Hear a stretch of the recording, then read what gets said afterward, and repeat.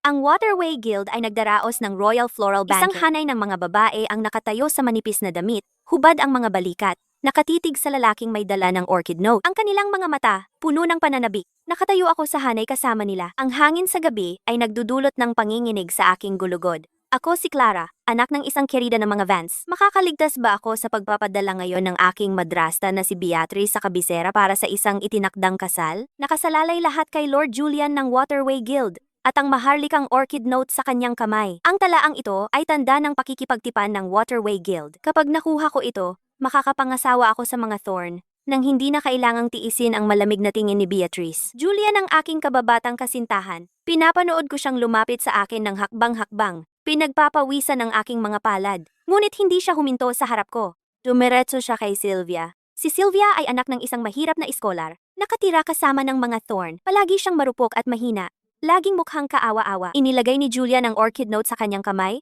Pagkatapos ay yumuko sa aking tainga at bumulong.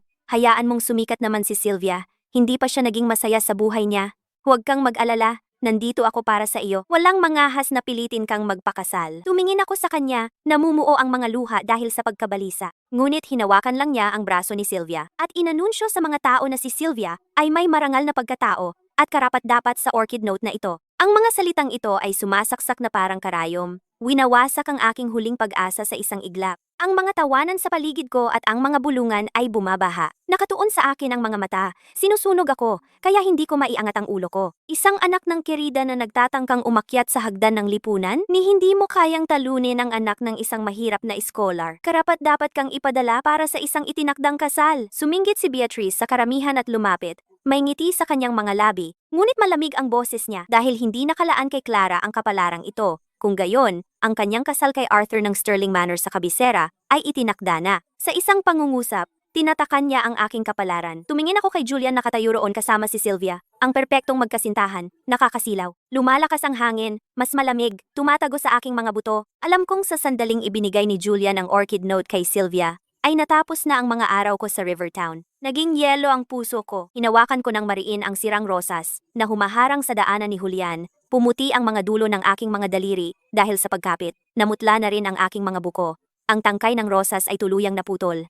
Sa nabaliang dulo ay may lumalabas na katas. Katulad ng puso kong dumudugo ngayon, Julian, alam mo ba na ang ipit na orchidyas ay simbolo ng kasunduan ng samahan ng mga mangangalakal?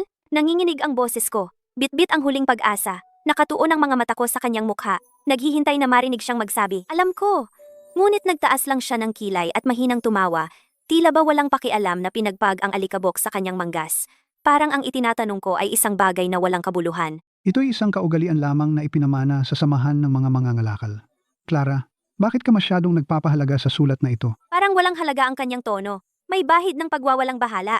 Ang ekspresyong iyon ay parang mapurol na kutsilyo, na paulit-ulit na humihiwa sa puso ko. Ang mga salita niyang dumarating sa aking tainga, at itinuring ko na lamang nakatawa-tawa ang mga ito. Siya ang tagapagmana ng samahan ng mga daluyan ng tubig. Alam na alam niya ang mga alituntunin ng samahan ng mga mangangalakal, kaya imposibleng hindi niya alam ang bigat ng sulat ng orchidyas. Wala lang siyang pakialam, wala siyang pakialam sa kapalaran ko. Nang mabitiwan ko ang mga salitang iyon, marahan na lumapit si Sylvia. Binagalan niya ang kanyang mga hakbang. Ang kanyang palda ay sumasayad sa lupa, na nagdadala ng mahinang halimuyak ng pabango. Bahagyang pula ang kanyang mga mata. Nahihiyang hinila niya ang manggas ni Julian. Ang kanyang mga daliri ay tila walang pakialam na humaplos sa kanyang braso. Ang kanyang tindig ay eksaktong gaya ng isang kaawa-awang munting nilalang na api. Clara, ako ang nakiusap kay Panginoong Julian. Huwag mo siyang sisihin. Habang nagsasalita siya, sumulyap siya sa akin ng pahilis. Halata ang kayabangan sa kanyang mga mata. Lantaran, ipinagmamalaki ang kanyang natatanging pabor. Tiningnan ko ang rosas sa aking kamay. Ang tangkay ay naputol, ang mga tinik ay pinudpod. At naisip ko, para lang ako dito. Sa pamilyang Vance, ako ay anak ng isang kirida na walang pagmamahal ng ama at may paghamak ng isang madrasta. Nabubuhay ako dahil marunong akong magbasa ng paligid. Sa harap ni Julian, ako'y palaging ang reserba. Pumapangalawa kay Sylvia. Wala na akong dignidad. Sumabog ang kahihiyan sa loob ko na nagdulot ng hapdi sa aking mga mata. Pero nagmatigas ako na hindi lumuha kahit isang patak. Tumalikod ako at dumiretso patungo sa villa ni Edward. Ang aking mga hakbang ay mabilis at nagmamadali. Ang aking palda ay kumakaluskos ng malakas sa hangin. Edward! Ang tanging makakausap ko sa mga Vance, at ang aking huling sandalan kapag wala na akong magawa. Nang sumugod ako sa kanyang patio, nakaupo siya sa harap ng batong mesa, nagbibilang ng kanyang rosaryo. sumilip ang sikat ng araw sa mga dahon. Kaya mukha siyang banayad at mainit. Ngunit pagkatapos marinig ang aking kwentong may luha, mahinahon niyang itinaas ang kanyang mga mata. Ang mga sulok ng kanyang bibig ay ngumiti ng bahagya at mahiwaga. Sumabay ka na lang. Pumunta ka sa kabisera para sa isang nakatakdang kasal. Maaaring ito na ang iyong pagkakataon upang baguhin ang lahat. Si Lord Arthur ng Stirling Manor ay isang lalaking may pambihirang talento. Kung sasamantalahin mo ang pagkakataong ito ay mas mabuti pa ng 100 beses kaysa umasa kay Julian. Nanatili akong nakatayong manhid, parang nawalan ako ng lakas, kaya sa kanyang paningin, wala akong iba, kundi isang piyong pinaglalaruan. Isang kasangkapan para sa kanyang sariling pakinabang. Ang hanging gabi ay humampas sa patio, nagpapalipad ng mga tuyong dahon, at pinalamig ang huling kislap ng aking pag-asa. Tiningnan ko si Edward, sa kanyang mga matang malalim at di malirip, at bigla kong naunawaan na sa pamilyang Vance, walang sinumang tunay na magtatanggol sa akin. Ang tanging maaasahan ko ay ang aking sarili. Kinaumagahan, kasabay ng pagbubukang liwayway, ginising ako sa higaan ng isang utusan. Nagpadala ng mensahe si Beatrice na inuutusan akong pumunta kaagad sa dambana ng pamilya na sinasabing may mahalagang anunsyo. Kinabog ang dibdib ko at nakaramdam ako ng pangamba sa kanyang mga balak, ngunit wala akong magawa kundi maghanda, magsuot ng payak at simpleng damit, at tumungo sa dambana. Sa loob ng dambana, pumailan lang ang usok ng sandalwood at ang mga placard ng alaala ay maayos na nakaayos sa altar, taimtim at maringal. Nakatayo si Beatrice sa harap ng mga placard. Nakasuot ng paldang brocade na may bordang mga pionis na gintong sinulid. Nakasuot ng gintong perlas na ipit. Talagang mukhang mataas na ginang ng bahay. Nang makita niyang pumasok ako, una siyang nagpakawala ng malamig na singhal. Pagkatapos ay naglinis ng lalamunan. Ang kanyang boses ay kasing tulis ng kutsilyo na pumutol sa katahimikan ng dambana. Dahil hindi ka gusto ni Lord Julian, kailangan mong pumasok sa isang nakatakdang kasal. Clara, huwag mong sisihin ang iba. Ikaw lang ang may sisihin sa iyong malas. Sa hindi mo pagwawagi sa puso ni Lord Julian. Pagkasabi niya nito, ang mga miyembro ng Angkan Carter sa dambana ay nagkagulo. Nagtipon-tipon sila sa maliliit na grupo. Nagtuturo at nagbubulungan tungkol sa akin. Ang kanilang bulungan ay parang mga lamok na umaugong sa aking mga tainga. Anak ng Kirida ay ganyan talaga. At naglakas loob siyang mangarap kay Lord Julian. Wala siya sa kanyang antas. Tama, si Lord Julian ay mas pipiliin pa si Sylvia kaysa sa kanya. Narinig ko na si Lord Arthur ng Stirling Manor ay may marahas na ugali. Walang babaeng maharlika sa kabisera ang gustong pakasalan siya. Kapag pinakasalan niya ito, mahihirapan siya.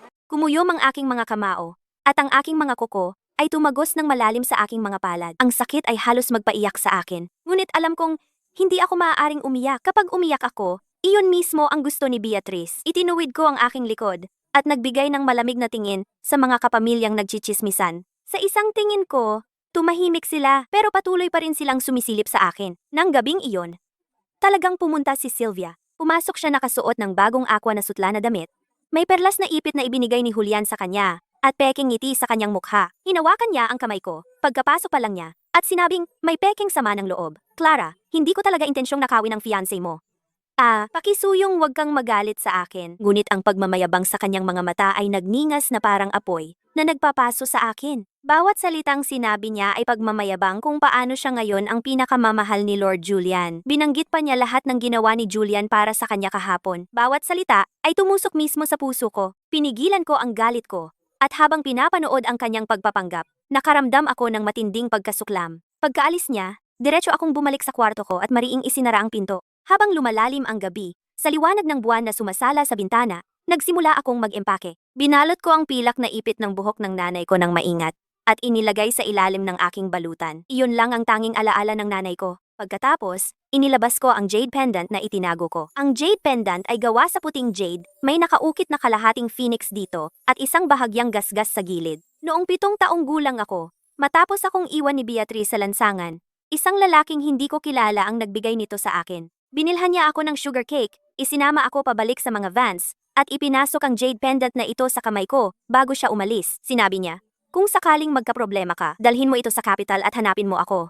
Sa lahat ng mga taon na ito, iniingatan ko ito. Bilang pag-asa kong magpatuloy, isiniksik ko rin ang ledger na palihim kong kinopya mula sa tanggapan ng accounting ng mga Vance sa aking balutan. Iyon ang tiket ko para sa bagong simula. Tiningnan ko ang madilim na gabi, ngunit desidido na ako. Pagpunta sa capital ngayong pagkakataon, hindi ko nahahayaang apihin ako ulit. Ang utang ng mga Vance sa akin, ang utang ni Beatrice sa akin, makukuha ko lahat, bawat piraso nito. Madilim pa noon, ang gabi ay makapal na parang itim na tinta. Dala ko sa likod ang nakaimpake kong bag, palihim na lumalabas sa sarili naming looban. Ang pintuan sa likod ng mga vans ay naiwang bahagyang nakabukas. Bihirang gamitin sa mga karaniwang araw. Ilang matatandang katulong lang ang nagwawalis sa malapit. Ibinaba ko ng husto ang aking sombrero. Ang mga hakbang ko'y gaanong-gaano hanggat kaya. Dumampi ang malamig na hangin sa aking mga pisngi. Nakakapangilabot na lamig. Ngunit halos hindi ko ito naramdaman. Isang iniisip lang ako, makaalis. Umalis sa lugar na ito. Lugar ng kahihiyan at paghamak. Hindi pa ako nakakalayo sa likod ng pinto nang marinig ko sa likuran ko ang tunog ng nagmamadaling mga yapak. Lumingon ako. Iyon pala ang katulong sa kwarto ko. Hingal na hingal siya sa pagtakbo. Puno ng pagkabahala ang kanyang mukha. Miss Clara, paanong aalis ka na lang? Kapag nalaman ni Lord Julian, tiyak na magagalit siya. Kinawayan ko siya at bumulong. Huwag kang umingay. Magkunwari ka na lang na hindi mo ako nakita. May gusto pang sabihin ng katulong, ngunit nakatalikod na ako. Mabilis na nawala sa hamog ng umaga. Nagmamadaling bumalik ang katulong sa Thorn Manor upang mag-ulat. Noon, kasama ni Julian si Sylvia na nagsasaya sa mga plum blossom sa hardin. Nakinig siya sa sinabi ng katulong at ngumiti na lang ng walang pakialam. Saka kinurot ang pisngi ni Sylvia. Nag-aalboroto lang si Clara. Sa ilang araw, kapag kumalma na siya, babalik din siya. Hindi niya ito pinansin at nagpatuloy sa pagbigkas ng tula kasama si Sylvia na sobrang saya nila. Kinagabihan lamang, nang maalala ni Julian, napadalhan ako ng merienda. Kaya nagpadala siya ng tao sa mga vans para kamustahin ako. Bumalik ang utusan at nagulat na wala na ako. At kinuha ang alaala ng aking ina. Noon sa kasawakas na pagtantong may mali, narinig din niya na nagpasya na si Beatrice na ipadala ako sa kabisera para sa nakatakdang kasal. Noon niya naunawaan kung ano ang kahulugan ng orchid note sa akin. Ito'y ang tanging tsansa kong makatakas sa kapalaran ng anak ng isang kerida. Agad nagbago ang ekspresyon niya. Galit na galit niyang sinakyan ang kabayo papunta sa hasyenda ng mga vans. Ang itim niyang kapa ay kumakaway sa hangin. Bigla siyang pumasok sa bulwagan ng mga vans. Hinampas ang mesa at mariing tinanong si Beatrice, "Nasaan si Clara?" Kalmadong humigop si Beatrice ng tsaa. At malamig na sumagot, pumunta na siya sa kabisera para sa nakatakdang kasal. Siyempre, inaasahan mo bang mananatili siya sa mga vans at panoorin ang paglalandian ninyo ni Sylvia? Nang marinig ito, si Julian ay galit na galit. Kumikibot ang mga sintido, pero wala siyang magawa. Agad niyang iniutos na ang lahat ng tawiran ng lansya at mga daang lupa sa Rivertown ay harangin, at nangakong hahanapin ako. Ang mga Thorn ay nagpakilos ng lahat ng kanilang mga tauhan, na binaligtad ang Rivertown. Ang mga bangkero sa lansya ay paulit-ulit na inusisa. At maging ang mga dumaraang karaban ng mga mangangalakal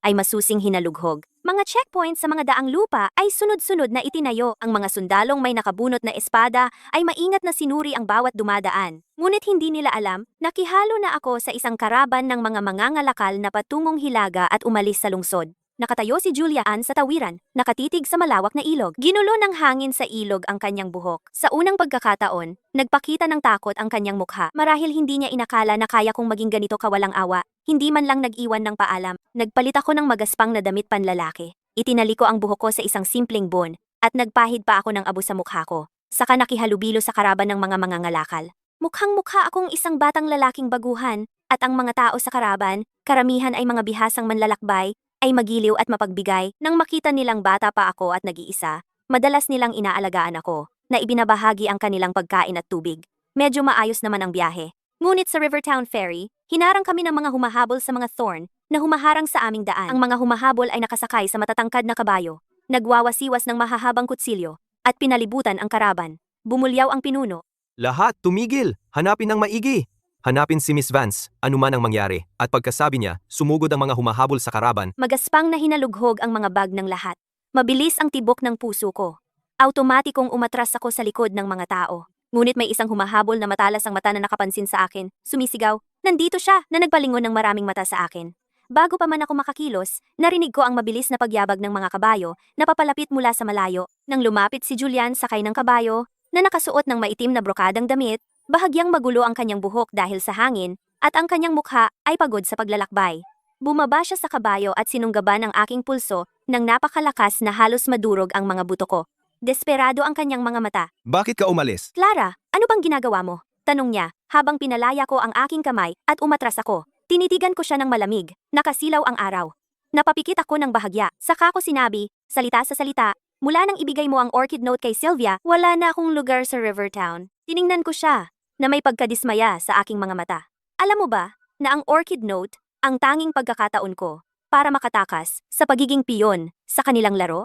Para lang mapangiti si Sylvia, dinurog mo ang pag-asa ko ng pira-piraso. Natigilan si Julian, ibinuka niya ang kanyang bibig, parang may sasabihin. pero walang salitang lumabas. Habang nagtititigan kami, sa malayo, umalingaw-ngaw ang matatag na yabag ng kabayo. Dumagundong ang mga tambol at agong, kumakaway ang mga watawat, at lumitaw ang isang engranding prosesyon. Isang nasa katanghali ang gulang na lalaking nakasuot ng telang brocade, na may malubhang ekspresyon, si Mr. Carson, ang katiwala ng Sterling Manor. Natigilan ang puso ko. Bago pa ako makakilos, lumapit ang lalaki. Dumagundong ang boses niya na umalingaw-ngaw sa buong daungan. Sa utos ni Lord Arthur, Ihahatid namin si Miss Clara Vance. Sa kabisera para sa kanyang kasal. namutla ang mukha ni Julian. Nagkuyom siya ng mga kamao. Desperado na pigilan sila. Pero ang mga sundalo sa likod ni Mr. Carson hinarang siya. Mas marami sila. Kahit nag-aatubili siya, napanood niya na lang ako habang sumasakay sa barko ng Duke mula sa kalapit na Sterling Manor. Dahan-dahang lumayo ang barko. Tumayo ako sa harap ng barko habang pinapanood ko si Julian na lumiliit. Isang alon ng kaginhawaan ang dumaan sa akin. Ginulo ng simoy ng ilog ang aking buhok na may dalang mahinang amoy ng tubig. Habang naglalaho ang river town sa malayo, bulong ko sa sarili ko. Paalam, aking nakaraan. Sa sandaling tumuntong ako sa barko ng Duke, lubos akong nagulat. Tila nanigas ang mga paa ko. Napakaganda ng dekorasyon ng kabina. Higit pa ito sa inaasahan ko. Ang inukit na kahoy sa mesa ay paborito ko noong bata pa ako. Iyon ay isang maliit na kuneho. Ang brokadang kumot sa kama ay may burda na lotus. Iyon ay isang bagay na pinakiusapan ko ang nanay ko. Naturuan akong magburda. Kahit ang batingting sa bintana ay ang paborito kong uri noong bata pa ako. Kapag umihip ang hangin, gumagawa ito ng malinaw at kaaya-ayang tunog. Nakatulala ako sa lahat. Puno ng mga tanong ang isip ko. Lumapit si G. Carson na may ngiti. Nang makita akong ganito, ay matiyaga niyang ipinaliwanag na si Lord Arthur ay espesyal na inayos ang lahat ng ito. Sinabi ni Lord Arthur na si Miss Clara ay may mahabang paglalakbay at dapat maging komportable dito. Magalang ang kanyang tono at may bahid ng init sa kanyang mga mata. Lubos akong naguguluhan at nasabi ko kay G. Carson na hindi ko pa nakikilala si Lord Arthur at nagtaka ako kung paano niya nalaman ang mga gusto ko. Ngunit ngumiti lang si G. Carson at sa halip na sumagot ay sinabi lang na si Lord Arthur ay may mga dahilan at hindi na kailangang mag-usisa. Habang naglalayag ang bangka sa ilog, tahimik ang hangin at payapa ang tubig. Sumandal ako sa bintana, pinagmamasdan ang tanawin sa magkabilang pampang na dahan-dahang lumalayo. Ang tubig ng ilog ay kulay esmeralda, at ang mga willow sa pampang ay nagkakaroon ng mga bagong usbong. Umindayog sa simoy ng hangin, isang napakasiglang tanawin. Pero sa loob, magulo ang isip ko. Takang-taka ako kay Arthur. Anong klaseng tao ba talaga siya? Bakit siya magmamalasakit ng husto sa isang taong na hindi pa niya nakikilala? Hindi nagtagal. Narinig ko ang ingay sa kubyerta. Lumabas ako sa kubyerta at sinundan ko ang tingin ng lahat. Sa malayo, sa ilog, ilang mga barko ay mabilis na papalapit sa amin. Sa nangungunang barko, may nakatayong pamilyar na tao. Si Julian iyon. Nakatayo siya sa harap ng barko, nakasuot ng maitim na balabal na brokada. Sumisigaw siya sa akin. Clara, bumalik ka. Mali ako. Babawiin ko ang tala ng orkidyas. Papakasalan kita. Paos ang boses niya, puno ng matinding panghihinayang. Umalingaw-ngaw ito sa ilog. Hindi ako lumingon. Tumitig lang ako sa unahan. Nakita iyon ni G. Carson at nagbigay hudyat sa armada sa likuran. Hindi nagtagal, ilang mga barkong pandigma na may watawat ng Sterling Manor ay naglayag papalabas. Hinarang nila ang armada ni Julian. Sumigaw ang komandante ng hukbong dagat kay Julian. Panginoong Julian, ito ang barko ng Duke ng Sterling Manor. Mangyaring bumalik na kayo. Huwag kayong magkamali. Tiningnan ni Julian ang mga barkong pandigma na humaharang sa kanya. Namumutla siya sa galit, ngunit wala siyang magawa. Ang tanging magagawa niya ay manood habang ang barko ng Duke ay lalong lumalayo. Paliliit ng paliliit. Nang mawala ang barko ng Duke sa paningin, Julian ay nagpakita ng pagkataranta sa unang pagkakataon. Sinigawan niya ang mga tauhan niya upang mag-imbestiga. At alamin ang lahat tungkol kay Arthur Sterling. Gusto kong malaman kung bakit niya sinusubukang nakawin ang mga tao ko. Ang boses niya ay puno ng pait at galit at umalingaw-ngaw sa ilog ng mahabang panahon. Pagkatapos maglayag ng ilang araw, dumaong kami sa isang timog na bayan para mag-imbak ng paninda. Ang bayan ay itinayo sa tabi ng tubig. May mga landas na batong-bato na liku-liko at paikot-ikot. Mga bahay na puti ang dingding at madilim na baldosa sa magkabilang gilid.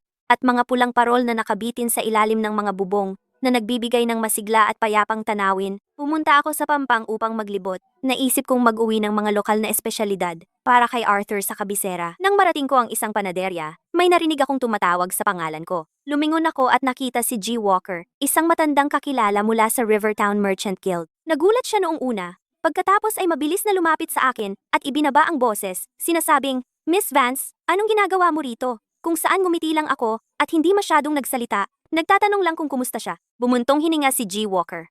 Lumapit at bumulong. Pagkatapos mong umalis, nakaangat na si Sylvia. Kumikilos siya na parang siya na ang magiging senyora ng tahanan ng Thorn at naglalakad ng mayabang sa Rivertown. Hindi lang niya kinuha ang ilang mga gawain ng mga Thorn, madalas din siyang dumadalo sa mga piging ng Merchant Guild, nagbibigay ng mapanlait na mga komento na ikaw ay hindi karapat-dapat kay Lord Julian. Sabi niya alam mo na hindi ka karapat-dapat kay Lord Julian, kaya tumakas ka papuntang kabisera para sa isang nakaayos na kasal. Ngunit ngumiti lang ako ng bahagya, hindi man lang ako naapektuhan. Habang lalong nagpapasikat si Sylvia, lalong nagpapakita na wala siyang tiwala sa sarili. May gusto pang sabihin si Mr. Walker, pero pinaalis ko na lang siya. Sinabing may mga gagawin pa ako at tumalikod na para umalis. Pagbalik sa bangka, may nakita akong isang kahong pelus na matagal nang nakalimutan na ibinigay sa akin ni Julian at sa loob ay ang lahat ng mga bagay na ibinigay niya sa akin sa mga nagdaang taon. Dinala ko ang kahon sa rehas kung saan malakas ang hangin sa ilog. Napalakas ng palakas ang ihip sa aking mga kasuotan at habang nakatitig ako sa mga laman ng kahon,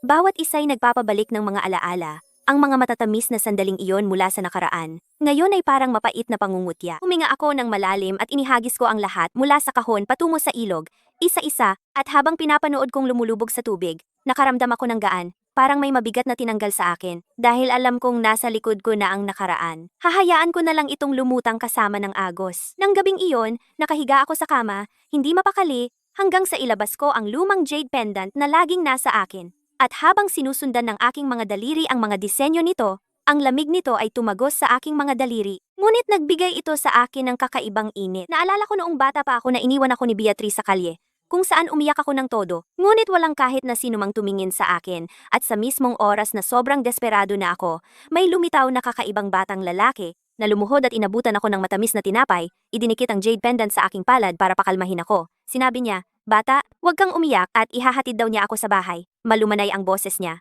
at mainit ang kanyang mga mata. Ang tanging liwanag sa madilim kong pagkabata. Ngayon, ang liwanag ng buwan ay pumasok sa bintana papunta sa jade pendant na nagbibigay ng mahinang kinang. At habang hinahawakan ko ito ng mahigpit, bumalot sa akin ang isang alon ng init. Dahil alam kong anuman ang dumating sa hinaharap, mabubuhay pa rin ako, para kay nanay, at para sa batang lalaki, na minsan ay nagligtas sa akin. Hindi ako basta-basta bibitawan ni Julian. Nang una siya sa paghahanap sa tabing ilog, ang kanyang mga barko ay nagtawid sa ilog. Hinahabol niya ako mula Rivertown hanggang Golden Hill. Ngunit hindi man lang niya nakita ang barko ng Duke. Natatakpan ng hamog ang ilog. Walang katapusan, kahit gaano siya kalakas sumigaw, walang sumasagot sa kanya.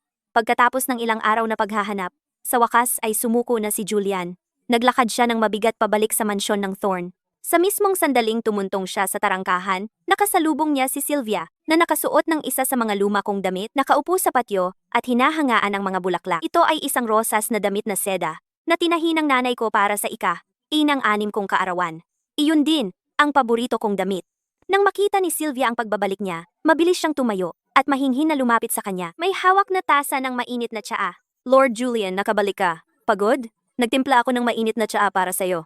Uminom ka para mainitan." Tiningnan ni Julian ang damit na seda sa kanya at nakaramdam lamang siya ng inis. Ang damit na iyon sa kanya, kahit paano niya ito tingnan, talagang mali ang dating. Mas bagay nga iyon sa akin. Ikinaway niya ang kamay at naiinip na sinabi, Alisin mo yan. Ayaw kong makita iyon. namutla ang mukha ni Sylvia. May kislap ng sama ng loob sa kanyang mga mata, pero pinilit niyang manatiling kalmado at inabot ang tsaa sa kanya. Itinumba ni Julian ang tasa sa kamay niya.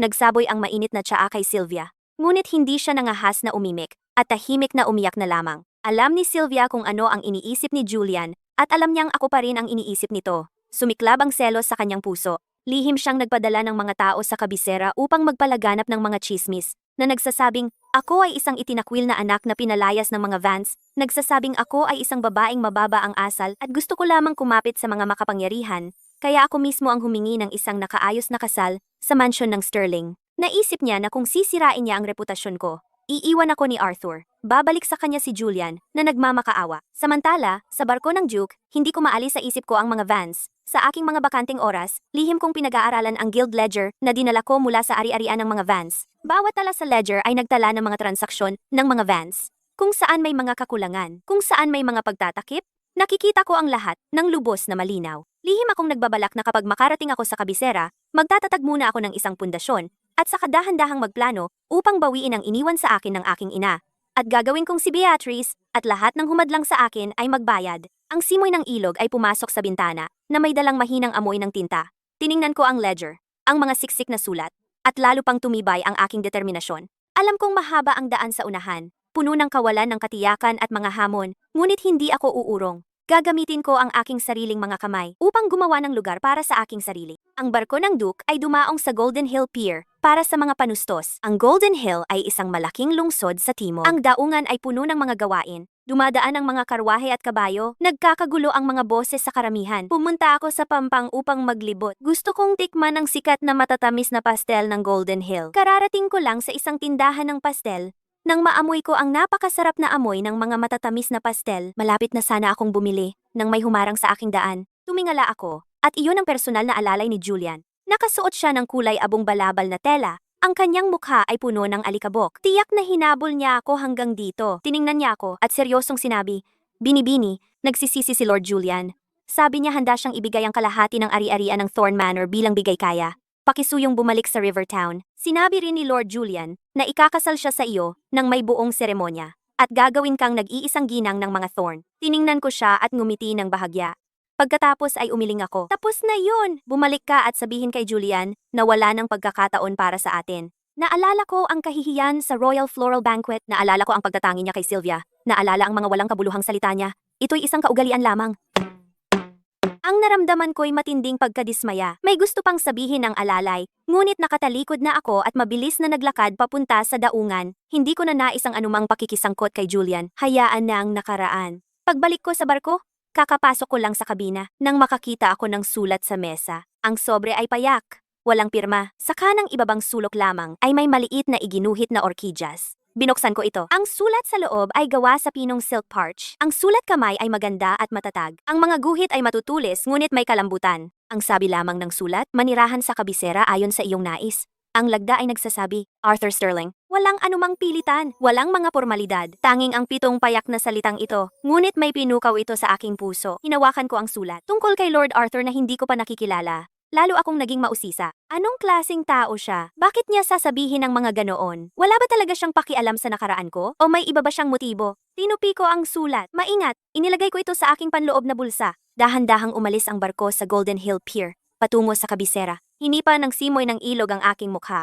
Bit-bit ang isang bahagyang hamog. Tumayo ako sa unahan ng barko, nakatingin sa malayo. Puno ng pananabik ang aking puso. Marahil ang kabisera ang magiging simula ng isang bagong buhay para sa akin. Makalipas ang ilang araw, ang barko ng Duke sa wakas ay dumating sa Capital Pier. Nakatayo ako sa unahan ng barko, habang pinagmamasdan ang dami ng tao sa pier. Medyo kinakabahan. Sa sandaling iyon, may nakita akong tao. Nakasuot siya ng puting-puting damit na brocade, may sinturong jade sa baywang, nakatindig ng tuwid tulad ng pino. Ang kanyang mukha ay mainit tulad ng jade. Ang kanyang mga kilay at mata ay may kaunting talas. Ngunit hindi kulang sa lambing. Sa sandaling iyon, naramdaman kong ang kanyang mga kilay at mata ay katulad lang ng sa batang lalaki na nagligtas sa akin noong bata pa ako. Sobrang magkatulad. Tumibok ng malakas ang puso ko. Nagtinginan ako sa kanya ng blanko. Nakalimutang kumilos ang mga paa ko. Lumakad siya ng may matatag na mga hakbang, lumapit sa harapan ko, at tumango ng bahagya. Miss Vance, mahaba ang iyong paglalakbay. Ako si Arthur. Ang boses niya ay mahina at kaaya-aya, parang malinaw na bukal na dumadaloy sa mga bato, na nagpapagaan ng pakiramdam. Nabalik ako sa realidad, at mabilis na yumuko. Pagbati, Ginoong Arthur, kumaway si Arthur. Sinanyasan akong wag masyadong formal. Wika niya nang walang pakialam. Handa na ang villa. Sumama ka sa akin. Sinundan ko siya papasok sa karwahe. Hindi nagtagal, huminto ito sa harap ng isang magandang villa. Sa tarangkahan ng villa ay may nakasabit na plaka na may nakasulat na Moonlit Pavilion. Inakay ako ni Arthur papasok sa villa. Ang bakuran ay puno ng mga halaman at bulaklak at may maliit na lawa. May mga isdang pandekorasyon na masayang lumalangoy. Inutusan ni Arthur ang mga katulong. Alagaan ninyo ng mabuti si Miss Clara at huwag makialam sa mga kilos niya. Ang mga katulong ay magalang na tumango at umalis. Muling sinabi ni Arthur sa akin, lahat dito ay sa iyo nang gagamitin ayon sa gusto mo. Kung kailangan mo ng anuman, magtanong ka lang. Pagkasabi noon, tumalikod siya at umalis. Pinagmasdan ko ang kanyang paalis na likuran. Lumalaki ang aking pag-usisa. Itong si Arthur ay tila ganap na naiiba sa kung ano ang inaakala ko. Nang gabing iyon, umupo ako sa may bintana. Nakatingin sa liwanag ng buwan sa labas, ang isip ko ay magulo. Ako kinuha ko ang lumang jade na kuwintas na nakatago malapit sa aking balat. Ang aking mga daliri ay sumusunod sa mga disenyo nito. Kinabukasan pagkatapos kong lumipat sa Moonlit Pavilion, may ipinadala si Arthur para magdala ng isang guro sa etiketa. Nakasuot siya ng payak na sutlang damit at may karikta ng kanyang tindig. Pagpasok niya, yumuko siya. Miss Vance, ipinadala ako para turuan kayo ng etiketa sa kabisera. Mula sa paglalakad at pag-upo hanggang sa mga handaan at pakikipag-usap, Gagabayan ko kayo ng detalyado. Tiningnan ko ang makapal na libro ng etiketa na ibinigay niya sa akin. Dahan-dahang hinahaplos ang mga pahina ng aking mga daliri at ngumiti. Salamat sa inyong abala, ma'am, pero malaya lagi ang diwa ko. At hindi ko kayang matutunan ang lahat ng masalimuot na tuntuning iyan. Sana ay pagtiyagaan ninyo ako. Natigilan siya. Saka ngumiti ng marahan. Inaasahan na ni Lord Arthur ito. Kung matututo man kayo o hindi ay nasa inyo na lang. Miss, narito lang ako para tumulong. Naantig ang puso ko sa mga salita niya. Napakatalino ni Arthur. Alam kong sa kabisera, ang pag-asa lamang sa proteksyon ng Sterling Manor ay hindi sasapat. Ang tanging nasa aking mga kamay ang tunay na maaasahan. Pagkatapos kong mag-isip ng mabuti, kusang loob akong pumunta sa opisina ni Arthur. Abala siya sa mga gawaing opisyal, at nang makita niyang pumasok ako, tumingala siya, nagtaas ng kilay. Miss Vance, may kailangan ka ba? Lord Arthur, yumuko ako, at tuwirang sinabi, gusto kong pamahalaan ang tindahan ng seda sa ilalim ng Sterling Manor. Ibinaba ni Arthur ang kanyang pluma. Pinagmasdan ako ng may interes. Oh, marunong ka sa negosyo? Kaunti, sagot ko. Hindi mayabang ni mapagpakumbaba. Noong nasa Rivertown ako, natuto akong mag-ingat ng libro sa tagapagtuos at nakita ko kung paano gumagana ang mga samahan ng mga ngalakal. At alam ko rin na ang tindahan ng seda ng Sterling Manor ay nalulugi ng ilang taon. Sa halip na hayaan itong tambay, bakit hindi ako ang sumubok? Nang marinig ito ni Arthur, nang hindi nagdalawang isip, diretso siyang nag-utos sa isang tao na kunin ang talaan ng tindahan. Sige, sa iyo na ang talaang ito. Ang tindahan ay ganap na nasa mga kamay mo. Hindi mo na kailangang iulat sa akin ang lahat. Niyakap ko ang makapal na talaan at bumalik sa Moonlit Pavilion. Nang gabing iyon, sinipat kong mabuti ang mga numero sa talaan. Siksik ang mga ito, ngunit ilang pahina pa lang, may napansin akong hindi tama. Ang mga presyo ng pagbili ay masyadong mataas kaysa sa mga presyo sa merkado. At hindi tugma ang mga benta sa libro. Mayroon pang ilang malalaking gastos na nakalagay lang bilang mga bilihin, nang walang anumang detalye. Halatang-halata na ang tagapamahala ay nakikipagsabwatan sa mga tagalabas at nagsasamantala ng pondo. Tahimik kong itinala ang lahat ng kahina-hinalang tala, isa-isa, at lihim na nagsugo ng dalawang pinagkakatiwalaang utusan sa tindahan para bantayan ang mga kilos ng tagapamahala. Nang tignan ko ang mga ebidensyang nakalap ko, napagpasyahan ko, una, kukunin ko ang kontrol sa tindahan ng seda na ito, makapagtatag ng matibay na kinatatayuan, at pagkatapos ay dahan-dahang magplano ng mga susunod kong hakbang. Kung tutuusin, ako ay hinding-hindi ninais na maging isang piyong itinutulak-tulak muli. Matapos kong malaman ang mga daya ng tagapamahala, pumili ako ng araw na ang tagapamahala ng butik at accountant ay naroroon lahat at dumiretso ako sa tindahan. Ang tagapamahala na si Wright, nang makita ako, isang dalaga, noong una ay nagmataas at nagsalita ng mapanlait. Miss Vance, sa halip na magpakasaya sa Sterling Manor, anong ginagawa mo rito sa ating butik ng seda? Hindi ako nagalit. Inilapag ko lang ang ledger sa mesa at inilibot ang matalim kong tingin sa lahat. Tagapamahala Wright, nandito ako para i-audit ang mga account. Nagbago ang mukha ni tagapamahala Wright, ngunit pinilit niyang kumalma. Napakalinaw ng ledger. Ano ang i-audit?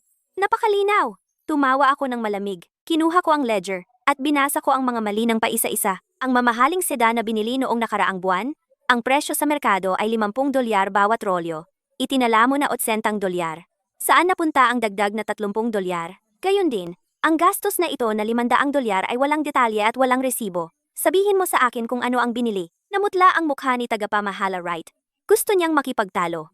Ngunit, hindi siya nakapagsalita. Pagkatapos ay inilabas ko ang mga ebidensyang nakalap ng mga alila sa harap ng lahat. Mga resibo na nagpapakita na si tagapamahala Wright ay lihim na nagbenta ng mamahaling seda ng butik sa mga labas na tindahan ng tela sa mababang presyo para sa kanyang sariling kita. Tagapamahala Wright, malamig kong sabi. Nakipagsabwatan ka sa mga tagalabas upang magmalbersa at pinsalain ang interes ng Sterling Manor.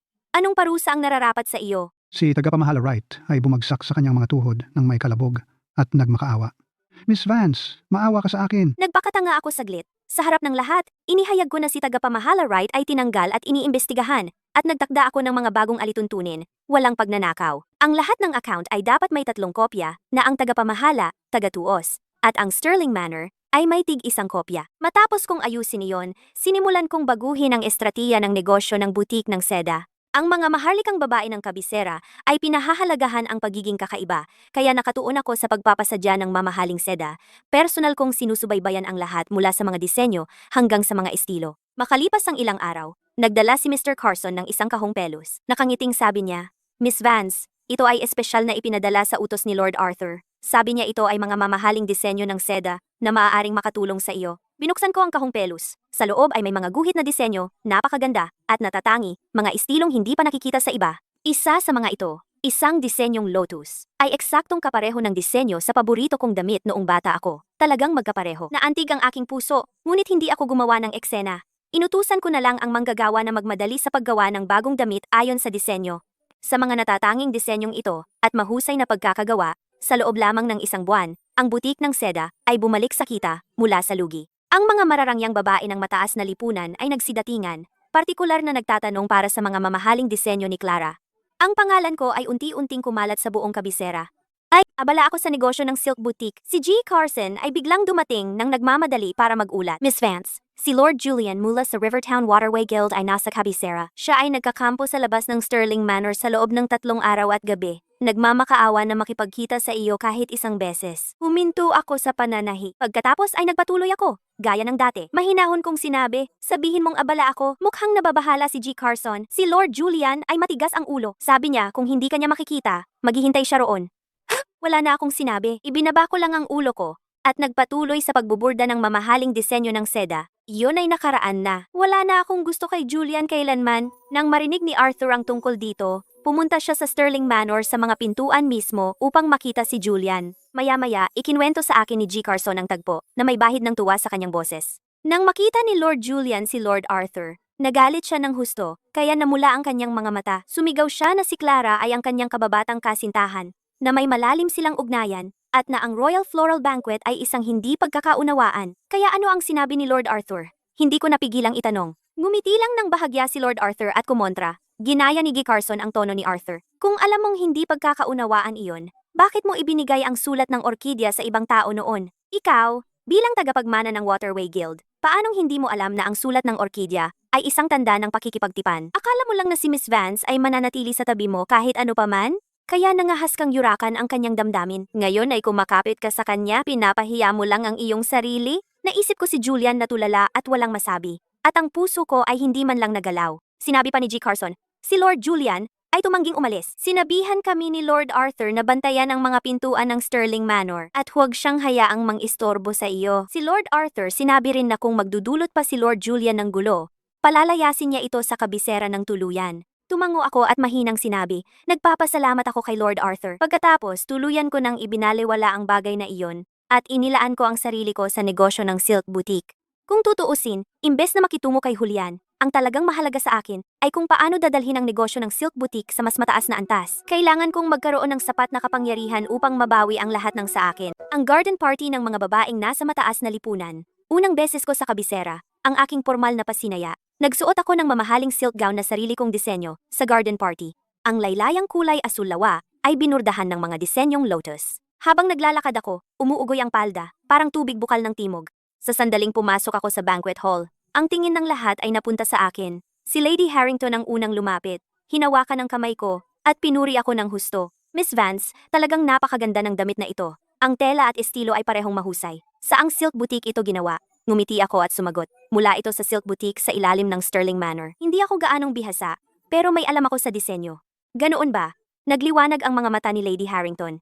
Kung gayon, kailangan kong umorder ng ilang set. Hindi dapat palampasin ang ganyang kahusayang gawa. Ang ibang mga babae ay nagtipon-tipon din, nagkukwentuhan ng mga papuri sa aking gown.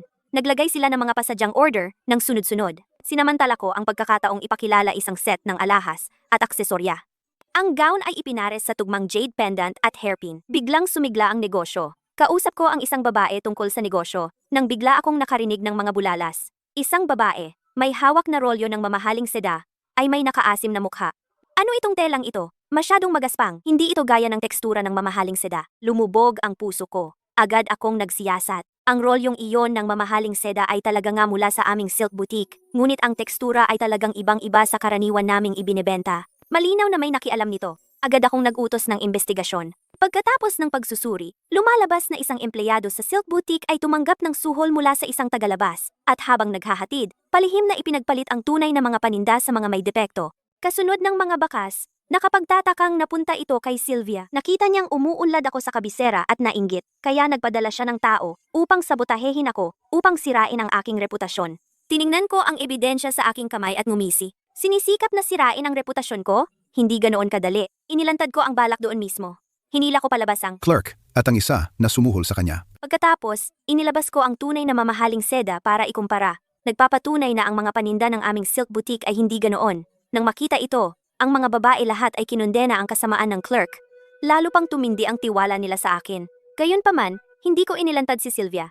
Ang ilang mga utang ay hindi kailangang singilin kaagad. Mas kawili-wiling dahan-dahani. Ilang araw pagkatapos ng garden party, nakatanggap ako ng liham mula kay Edward. Ito ay nakasulat sa malinis na sulat kamay, ngunit puno ng mga pakana sa pagitan ng mga linya. Clara, ang negosyo ng asin ng mga Vans ay humihina. Minamaltrato ni Beatrice ang mga mangangalakal na nagdudulot ng malawakang mga reklamo. Ngayong nagkaroon ka na ng kapangyarihan sa Sterling Manor, bakit hindi gamitin ang impluensya ni Lord Arthur upang bumalik sa Rivertown at agawin ang kapangyarihan? Ang negosyo ng mga Vans, kung tutuusin, ay dapat manatili sa kamay ng mga Vans. Kung kaya mong kunin ang kapangyarihan, buong-buo kong susuportahan ka. Tiningnan ko ang liham at nakitang talagang balintuna. Alam na alam ko ang mga intensyon ni Edward. Ginagamit lang niya ako para maalis si Beatrice at saka aani siya ng mga pakinabang para sa kanyang sarili. Ngunit hindi ko siya tinanggihan dahil alam kong upang tunay na makaalis sa mga Vans, kailangan ko munang kontrolin ito. Ang utang sa akin ni Beatrice, ang utang sa akin ng mga Vans, kukunin ko ito pabalik, paisa-isa. Kinuha ko ang aking panulat upang sumagot kay Edward sa malinis na sulat kamay. Edward,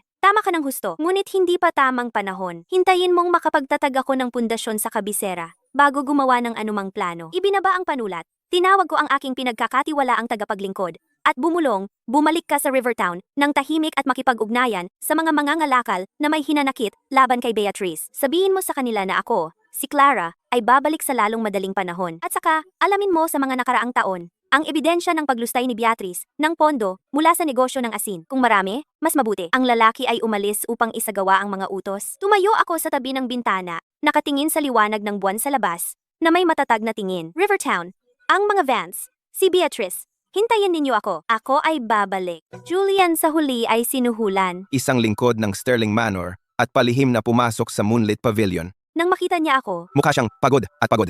at hindi naahitan, Halos walang bakas ng dating masiglang tagapagmana ng Waterway Guild. Hinawakan niya ang kamay ko. Paos ang boses niya. Nakiusap siya. Clara, bumalik ka sa Rivertown kasama ko. Ha? hihiwalayan ko si Sylvia. Pakasalan kita. Gagawin kitang tanging babae ng sambahayan ng Thorn.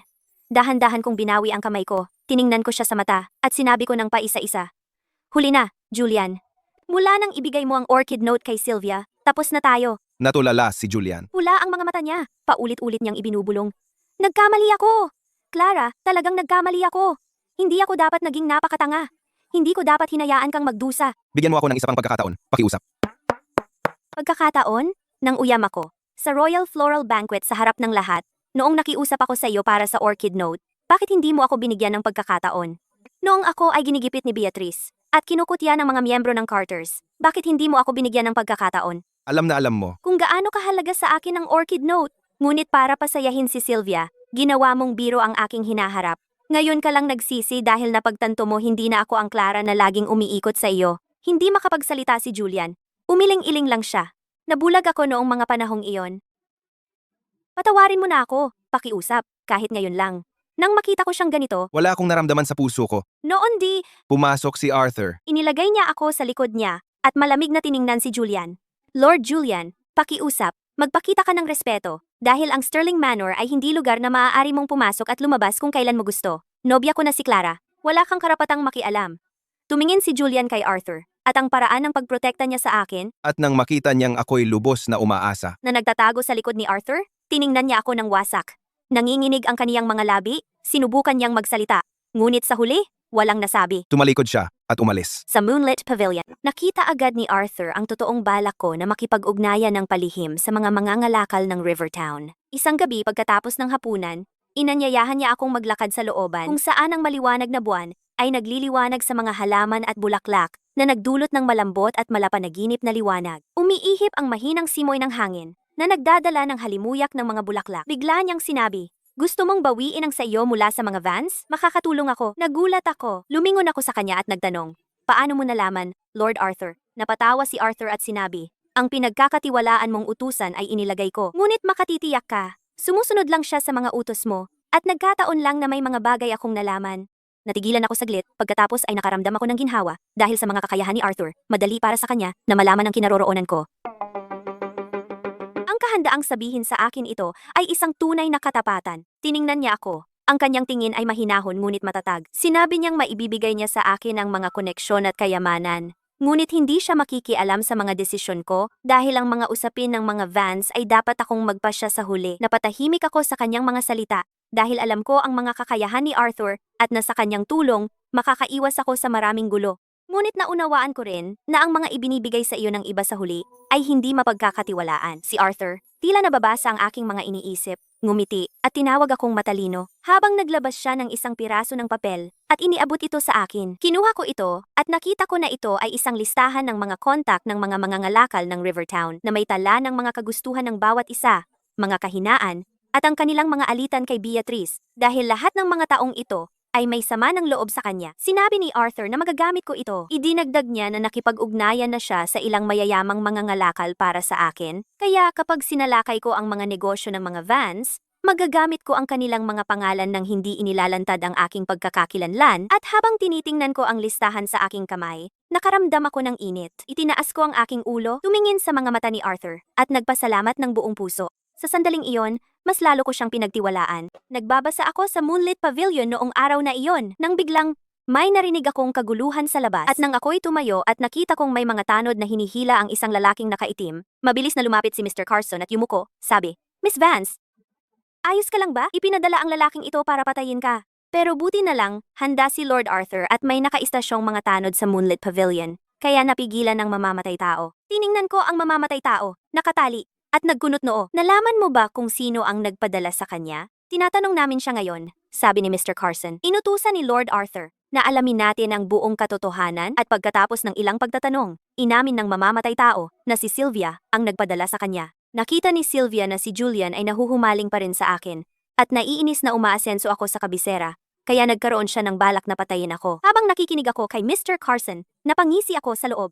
Masyadong walang muwang si Sylvia para isipin na ang pag-alis sa akin ay magpapabalik kay Julian sa kanya. At nang malaman ito ni Arthur, nanlamig ang mukha niya. Hindi siya nagkagulo, kundi nagpadala lang siya ng mga tao para ihatid si Sylvia pabalik sa Rivertown ng gabing iyon. Inutusan din niya na huwag na siyang muling tumuntong sa kabisera. Kasabay noon, ipinadala niya ang ebidensya na si Sylvia ang nanuhog sa mamamatay tao ipinadala sa Thorn Manor. Nang malaman iyon ni Julian, nagpadala siya ng isang tao para humingi ng tawad sa akin. Sinabi ng sugo na si Lord alam ni Julian na mali siya at hindi dapat niya hinayaan si Sylvia at idinagdag na hinding-hindi na niya hahayaang istorbohin ako ni Sylvia. Ikinaway ko ang aking kamay at pinaalis ko ang sugo.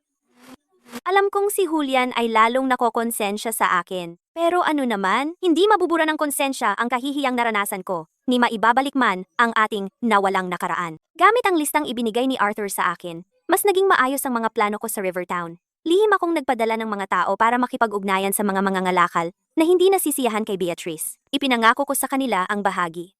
Basta tulungan nila akong magtipon ng ebidensya sa mga pagtatangka ni Beatrice na agawin ng ari-arian ng pamilya at pang-aabuso sa mga tagapaglingkod. Kapag ako na ang humawak ng kapangyarihan, bibigyan ko sila ng mas maraming oportunidad sa negosyo.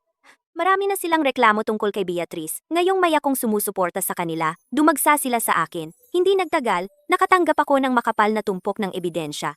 Kasama rito ang talaan na nagpapakita na si Beatrice ay naglulustay ng pondo mula sa negosyo ng asin, mga testigo ng pang-aabuso niya sa mga mangangalakal, at mga liham na nagpapatunay na siya ay pinipigilan ng mga sumasalungat. Kasabay nito, ginamit ko ang kita mula sa tindahan ng seda at ang mga mayamang mangangalakal na inayos ni Arthur upang tahimik na bilhin ang mga bahagi ng tinggian ng negosyo ng asin ng mga Vance. Si Beatrice ay masyadong nakatuon sa pagpigil sa mga sumasalungat, kaya lubos siyang bulag sa mga galaw ko. Si Edward, gayunpaman, ay nakahalata. Nagpadala siya ng tao upang itanong sa akin, "Clara, bumibili ka ng mga bahagi ng negosyo ng asin sa Rivertown?" Ano bang pakay mo? Sumulat ako pabalik kay Edward na huwag mag-alala. Gusto ko lamang tulungan ng mga Vance na mapaunlad ang negosyo ng asin. Si Beatrice ay walang kakayahan at sinira ang negosyo ng asin. Hindi ko kayang panoorin ang pamana ng mga Vance na wasakin niya, at si Edward ay may pag-aalinlangan. Ngunit hindi gaanong nagsalita. Malamang naisip niya, kahit na bumili ako ng mga bahagi, hindi ako makakagawa ng malaking problema. Si Arthur, sa kanyang bahagi, pinatatag ang sitwasyon sa kabisera. Nagpadala si Edward ng mga tao sa kabisera upang imbestigahan ako, ngunit lubos silang hinarang ng mga tauhan ni Arthur. Tinulungan din niya akong pamahalaan ang mga koneksyon sa kabisera. Kaya ang negosyo ko sa kabisera ay walang naging hadlang. Tiningnan ko ang dumaraming tumpok ng mga bahagi ng negosyo ng asin At lalo akong naging sigurado na sa labanang ito sa kapangyarihan, hindi lamang ako mananalo, kundi mananalo ng may estilo. Gusto kong malaman ng lahat, sa angkan ng Vance na ako, si Clara Vance, ay hindi na ang anak ng kabit na kayang apihin ng lahat. Noong araw na iyon, ang gabi ng pagbubukas ng palengke sa gabi ng kabisera, sinabi ni Arthur na dadalhin niya ako para tingnan ito. Ang palengke sa gabi ay masigla. Nagtatawag ang mga tindero ng kanilang paninda. Umalingaw-ngaw ang tawanan sa paligid. May mga tindero sa lansangan. Nagpakita sila ng iba't ibang uri ng merienda. Hindi mapaglabanan ang amoy. Arthur, hinawakan ang aking kamay at inakay ako sa gitna ng mga tao. Matiyaga niya akong sinamahan. Habang tumitingin dito at doon, ang palad niya ay mainit at tuyo. May nakakapagpanatag na lakas ito. Hindi ko mapigilang pakalmahin ang aking mga nerbiyos na naninigas ng ilang araw. Bigla siyang huminto sa isang tindahan ng cake. Nakangiti. Tinanong niya kung gusto kong subukan ng matamis na osmanthus cake. Napakatamis nito. Tumangaw ako. Bumili siya ng isang piraso ng matamis na osmanthus cake at ibinigay sa akin. Kinuha ko ang cake. Kumagat ako. Ang pamilyar na tamis kumalat sa aking dila. Ang lasa ay para bang cake na binili para sa akin ng batang lalaki noong bata pa ako. Eksaktong pareho. Bumuhos ang mga alaala. Likas kong inilabas ang jade pendant na itinatago ko. Sinundan ng aking mga daliri ang disenyo ng phoenix dito at ang mababaw na gasgas na iyon. Tiningnan ni Arthur ang jade pendant na nasa kamay ko. Ang kanyang mga mata ay napakalambing na para kang matutunaw. Tumigil siya saglit. Dahan-dahan niyang tinanggal ang isang jade pendant mula sa kanyang baywang. Iniabot niya ito sa akin. Tingnan mo ito. Tinitigan ko ng mabuti. Napigil ang aking paghinga. Ang material at disenyo ng jade pendant na ito ay eksaktong kapareho ng akin. May kalahating dragon na inukit dito at may gasgas sa gilid. Ang gasgas ay tugma sa gasgas ng aking jade na palawit ng perpekto. Mabilis kong pinagtabi ang dalawang jade na palawit. Nagsanib ang dragon at phoenix, walang kapintasan. Ito pala ay isang kumpletong jade na palawit ng araw at buwan. Tiningnan ko ang jade na palawit. Pagkatapos, si Arthur. Nanginginig ang mga labi ko at hindi ako makapagsalita. Mahinang tumawa si Arthur. Ang boses niya ay napakalambing, para kang matutunaw. Clara, noong nasa kalye ka sa Rivertown, ang batang iyon na nagligtas sa iyo, ako iyon. Huminto siya, pagkatapos ay nagpatuloy. Noong taong iyon, pumunta ako sa Rivertown, kasama ang aking ama para sa negosyo. Habang dumadaan sa isang kanto, nakita kong iniwan ka ni Beatrice doon, umiiyak ng hagulgol, habang mahigpit na hinahawakan ang kalahating lipas na cornbone. Binilhan kita ng matatamis na cake na osmanthus, dinala kita pabalik sa bahay ng mga Vance, at ibinigay ko sa iyo itong jade na palawit bago ako umalis. Sinabi ko sa iyo, kung sakaling magkaproblema ka, mahahanap mo ako sa kabisera gamit ang jade na palawit na ito. Pagkatapos kong bumalik sa kabisera, patuloy akong nagpapadala ng mga tao upang malaman ang kalagayan mo. Nang malaman ko kung sino ka, pinapadala ka na ng mga Vance sa kabisera para sa isang nakatakdang kasal. Kaya nakiusap ako kaagad sa aking ama na ayusin ang kasal na ito. Clara, hinahanap kita sa lahat ng mga taon na ito. Sa loob ko, isang bagyo ang nagngangalit. Kaya ang taong hinahanap ko ay nasa tabi ko lang pala. Kaya lahat ng kabutihan niya sa akin ay hindi lang basta pagkakataon. Dumagsa sa akin ang mga emosyon at naningil ang mga mata ko. Gumulong ang mga luha sa aking mga pisngi. Hindi dahil sa sama ng loob, kundi dahil sa tuwa ng muling pagkikita. Ang balita noong araw na iyon ay nagmula sa mga Vance. Nasa pabilyong liwanag ng buwan ako. Habang nagsusuri ng mga talaan ng tindahan ng seda, nagmadaling pumasok si G. Carson. Seryoso ang mukha at sinabi, Miss Clara, may apurahang sulat mula sa bulwagan sa harap? Na-stroke si G. Vance dahil itinulak siya ni Beatrice sa bingit. Nakaratay na siya ngayon. Ang ganap na kapangyarihan sa negosyo ng asin ay inagaw ni Beatrice. Napatigil ang kamay ko sa talaan. Sumilay ang malamig na kislap sa aking mga mata. Beatrice, kumikilos na siya. Dumating si Arthur mula sa silid-aklatan. Kinuha ang apurahang sulat. Sinulyapan ito. Saka inilahad ang kamay at hinawakan ang aking pulso. Huwag kang mataranta, sasamahan kita sa bayan ng ilog, sabi niya. Tumingala ako sa kanya, matatag ang kanyang mga mata. May dalang nakakapanatag na lakas. Sige, makalipas ang 3 araw, dumating ang armada sa pantalan ng bayan ng ilog. Nakasuot ako ng mamahaling damit na seda at isang gintong palamuti sa buhok na may perlas. Sinusundan ng 12-dosenang mga guwardiya ng Duke. Mukhang talagang kahanga-hanga. Nakita ako ng mga mangangalakal ng bayan ng ilog at nagsimulang magbulungan. Walang nangahas maniwala na ang dating anak ng madaling manipulahing kirida ng mga Vance ngayon ay may napakaringgal na presensya. Mabilis na nakarating kay Beatrice ang balita. Nagpadala si G. Carson ng isang tao upang magsiyasat, na nagulat na. Si Beatrice ay nasa dambana ng pamilya, tinipon ng mga miyembro ng Carters. Sabing gusto niya akong turuan ng leksyon. Bahagya akong natawa. Ang aking mga daliri ay humahaplos sa jade na palawit sa aking baywang. Ito ang jade ng araw at buwan palawit, regalo ni Arthur sa akin. Gusto niya akong takutin kung gayon, ipapakita ko sa kanya pagkatapos ng lahat ng mga taong ito, kung gaano na ako kagaling. Tumayo si Arthur sa tabi ko, habang bumubulong, kasama kita. Napalingon ako sa kanya. Ngumiti ang aking mga mata. Kasama siya, hindi ako natatakot sa anuman. Insensong sandalo kumukulot sa dambana ng mga vans. Nakaupo si Beatrice sa upuan ng karangalan. Habang pumapasok ako, tumalon siya at hinampas ang mesa, sumisigaw. Clara, alam mo ba ang ginawa mo? Pinalayaw bago ikasal? Nagpapasikat sa mga lalaking guwardiya? May respeto ka ba sa mga patakaran ng mga vans? Mabagal akong naglalakad papunta sa gitna ng dambana. Ang malamig kong tingin ay dumadaan sa mga tao. Mga patakaran? Beatrice, noong minamaltrato mo ang mga negosyante At inilustay ang pondo. at noong inilustay mo ang pera ng negosyo ng asin, May pakialam ka ba sa mga patakaran ng mga vans? habang sinasabi ko ito, itinaas ko ang kamay ko, sinenyasan ang mga guwardiya sa likod ko, At agad nilang inilabas ang makapal na tumpok ng ebidensya. at inilatag ito para makita ng lahat. Ito ang mga talaan ng Katiwalian at panunuhol ni Beatrice sa mga nakaraang taon, kasama ang pinagsamang petisyon. mula sa mga negosyante. Nagsisinungaling ka, sabi ni Beatrice. Namumutla ang mukha niya, Habang sumusugod siya para kunin iyon, pero pinigilan siya ng mga guwardiya. Kasinungalingan? Ngumisi ako. Kinuha ko ang talaan at binasa nang malakas ang mga nakagugulat na numero isa-isa. Noong nakaraang taon, inilustay mo ang mga permiso sa pangangalakal ng asin ng mga negosyante. na nagtulak sa mahigit 100. Negosyante sa pagkalugi. Ngayong taon, ipinagbili mo ang Imbak ng asin ng kumpanya sa mababang presyo sa mga kamag-anak mo na umubos sa kaban ng kumpanya. Ito ay matibay na ebidensya.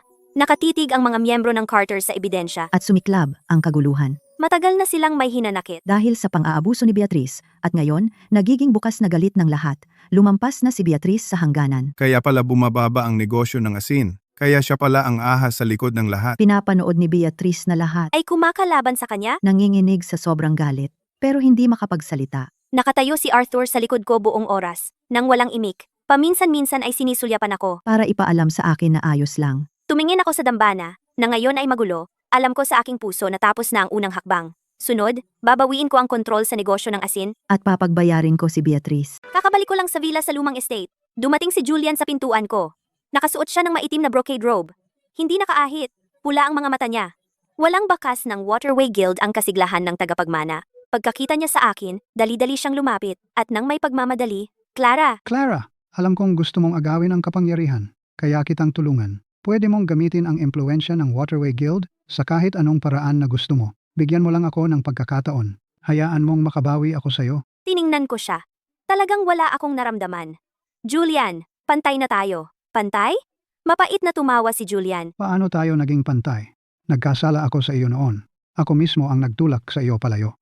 Pakiusap, bigyan mo pa ako ng isang pagkakataon. Pagkakataon, mahinahon kong sabi. Noong kailangan ko ng pagkakataon, nasaan ka? Noong pinahirapan ako ni Beatrice, noong ako'y pinagtawanan ng mga miyembro ng Carters. Saan ka noon, Julian? Ang tulong mo ngayon ay para lang maibsan ang sarili mong konsensya. Wala itong kinalaman sa akin. Napahinto ako. Tiningnan ko siya sa mata, at sinabi ng paisa-isa. At saka, sobrang nagmamahalan kami ni Arthur. Hindi tayo magsasama sa buhay na ito. Parang kidlat na tumama kay Julian ang mga salitang iyon. Namutla ang mukha niya sa isang iglap. Napaatras siya ng isang hakbang. Nanginginig ang labi niya na para bang may sasabihin siya. Pero sa huli ay walang nasabi. Pagkatapos ng mahabang katahimikan, ngumiti siya ng puno ng dalamhati. Sa paos na boses, sinabi niya. Kaya talaga, nawala na kita. Pagkasabi niyon, tumalikod siya at umalis. Isang malungkot na figura. Hindi na siya lumingon. Ang araw ng Rivertown Konseho ng Merchant Guild ay mabilis na dumating. Sa silid ng konseho, puno ito ng mga mangangalakal at matatanda. Si Beatrice ay nakaupo sa upuang pandangal, sinusubukang manatiling kalmado. Nang pumasok ako sa silid ng konseho, ang mga mata ng lahat ay nakatuon sa akin. Dumiretso ako kay Beatrice at inilagay ang mga sertipiko ng bahagi sa negosyong asin at ang ebidensya ng pagsira ni Beatrice sa interes ng guild sa mesa. Mga nakatatanda, mga mangangalakal, hawak ko ang 35% ng mga bahagi ng negosyong asin ng pamilya Vance. Ako ang pangalawang pinakamalaking may-ari ng bahagi. Bukod dito, si Beatrice ay umapi sa mga mangangalakal at narito ang ebidensya ng panglulustay. Nagsiksikan ang mga mangangalakal para makita. Pagkatapos nilang makita, nagalit silang lahat. Beatrice, napakasama mo! Nakipagnegosyo na kami sa mga Vance sa loob ng maraming taon at hindi namin inakalang magbabalak laban sa amin. Nang makita ito, si Beatrice, desperado, biglang tumayo at itinuro ako. Sumigaw, Clara! Nakipagsabwatan ka sa mga tagalabas. Para agawin ang ari-arian ng mga vans. Ikaw na taksil na asong babae. Aras. Nakipagsabwatan sa mga tagalabas? Napangisi ako at kinuha ang mga sertipiko ng bahagi. Ang mga bahaging ito ay binili gamit ang salapi mula sa sangay ng pamilya Vance. May mga resibo ang bawat transaksyon. Paano iyon naging pag-agaw? Beatrice, ikaw ang may mabigat na konsiyensya, kaya huwag mong subukang siraan ang iba. Ipinakita ko ang mga talaan ng transaksyon sa lahat. Hindi maitatanggi ang ebidensya. Wala nang puwang si Beatrice para makipagtalo. Sa huli, matapos ang pag-uusap, ang mga nakatatanda ng konseho ay nagpasya na alisin ang pamamahala ni Beatrice sa negosyong asin. Pansamantala akong magsisilbing punong tagapamahala ng negosyong asin hanggang gumaling ang tatay kong si Richard kung kailan tayo gagawa ng panghuling desisyon. Napabagsak si Beatrice sa kanyang upuan, mukhang namumutla. Hindi talaga matanggap ni Beatrice iyon. Sa araw na iyon, nasa villa ako noon at inaasikaso ang mga usapin ng negosyo ng asin. Biglang, may narinig akong gulo sa labas. Kakatayo ko lang nang makita ko ang mga guwardiya ni Arthur na kinaladkad ang dalawang asasin. Miss Clara, ang dalawang ito ay nandito para patayin ka.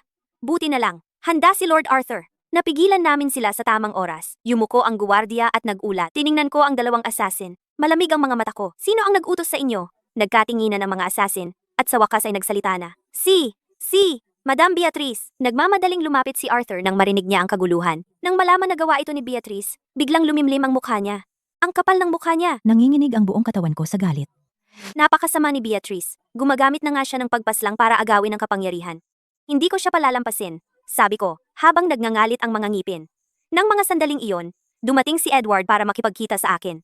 Pumasok siya nang nakangiti.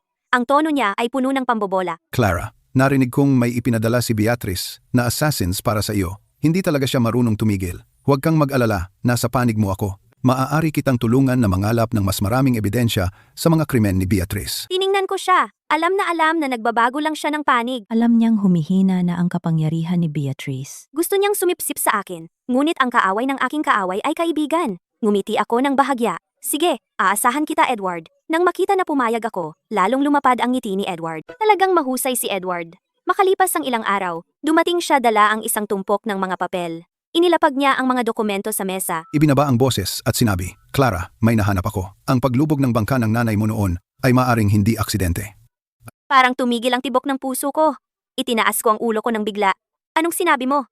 Noon, sumakay ang nanay mo sa bangka para bumisita sa pamilya sa Timog. Nakarating ang bangka sa gitna ng ilog, tumagas at lumubog. Inakala ng lahat na aksidente iyon, pero nalaman ko na may kinalikot sa katawan ng bangkang iyon. Huminto sandali si Edward. Tiningnan ako sa mata at sinabi, Ang taong may kinalikot noon ay malamang si Beatrice. napakapit ng mahigpit ang mga kamay ko na halos tumusok na ang mga kuko ko sa palad. Sa sakit, halos hindi ako makahinga. Palagi ko nang pinaghihinalaan na may kakaiba sa pagkamatay ng nanay ko. Hindi ko inakalang ito'y talagang may kinalaman kay Beatrice. Ebidensiya? Nanginginig ang boses ko. Ang manggagawa na nagkumpuni ng bangka noon ay buhay pa.